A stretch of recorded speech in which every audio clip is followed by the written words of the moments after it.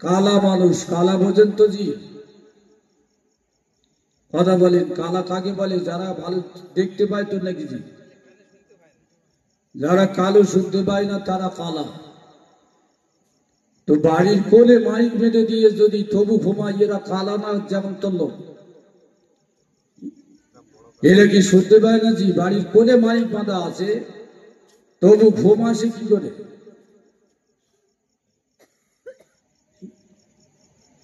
তো কালা লোকটির বাড়ির ধারে একটা ধনী লোক ছিল।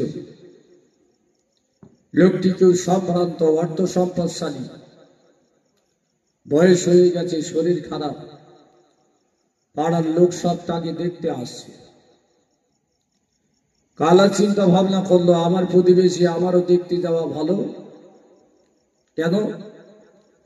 وعن ابي هريره رضي الله تعالى عنه قال قال رسول الله صلى الله تعالى عليه وسلم حق المسلم على المسلم ست: إجابة الدعوة، تسمية العاطس، ورد السلام، عيادة المريض, واتباع الجنائز, وإنصاف ما غاب।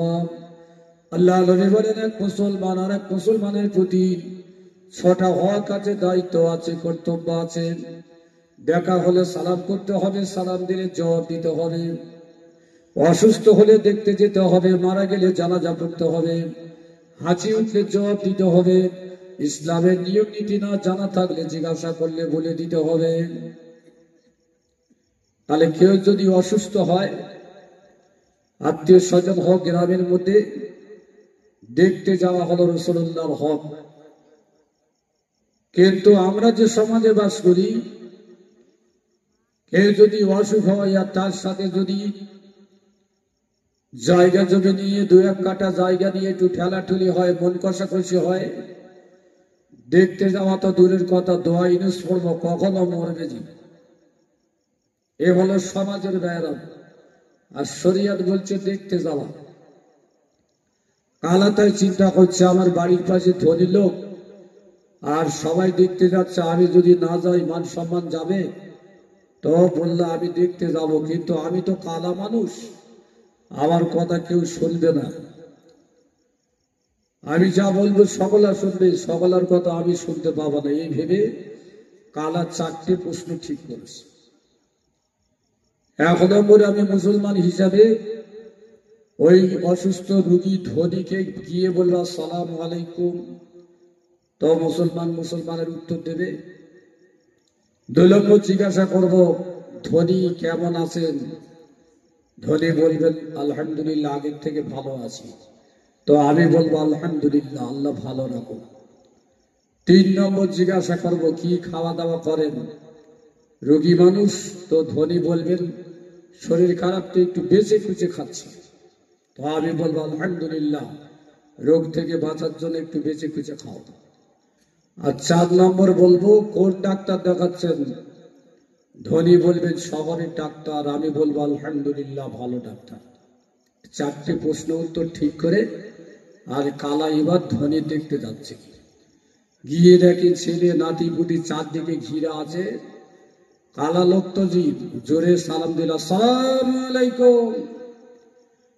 রোগী উত্তর দিল রেগে গিয়া ওয়ালাইকুম আসসালাম, কিন্তু রোগী গরম হয়ে আছে, এত জোরে সালাম সহ্য হয় না। কালা বললে একটা মিলে গেছে। বলছে কেমন আছেন? রোগী বলছে মরণের সাথে খেঁচাখেচি হচ্ছে। কালা বলছে আলহামদুলিল্লাহ। কেন? ইয়ে যেটা ঠিক করে সেটাই। কালার বাস্তব জ্ঞান এক আর বাস্তব পরিস্থিতি এক। সালামের জবাব জোরে শুনে রেগে গিয়ে বলছে খেঁচাখেচি হচ্ছে, আর কালা বলছে আলহামদুলিল্লাহ। রোগী ভীষণ রেগে গেল। এবার জিজ্ঞাসা করছেন কি খাওয়া দাওয়া করেন? রোগী বলছে বিষ খাচ্ছি, বিষ। কালা বলছে আলহামদুলিল্লাহ, ভালো খাবার বেশি করে খান। কালার উত্তর ঠিক আছে, বাস্তব ঠিক। এবার জিজ্ঞাসা করছেন কোন ডাক্তার দেখান? সে মাথার ধারে আজরাইল দাঁড়িয়ে আছে, যে কোনো সময় ঠ্যাং ধরে টানতে পারে। কালা বলছে আলহামদুলিল্লাহ ভালো ডাক্তার।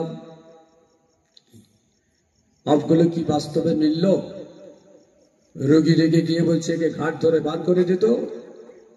কালার চকল ঘাট ধরে বার করে দিচ্ছে, বলছে আমার উত্তরগুলো ভালো হয়েছে বলে চলে যেতে বলছে। কি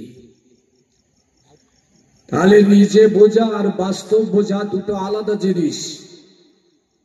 তো আজ সমাজের পরিস্থিতি এইরকম, জলসা জুলুসের পরিস্থিতি এইরকম, আর শ্রোতাদের পরিস্থিতি ঠিক এইরকম। যে যেমন পাচ্ছে মূল্যায়ন করে চলে যাচ্ছে, যে যেমন পাচ্ছে। আল্লাহ হেফাজত করেন। লম্বা চড়াই যাব না, কিছু মায়েরা আছেন, আমি প্রাথমিকভাবে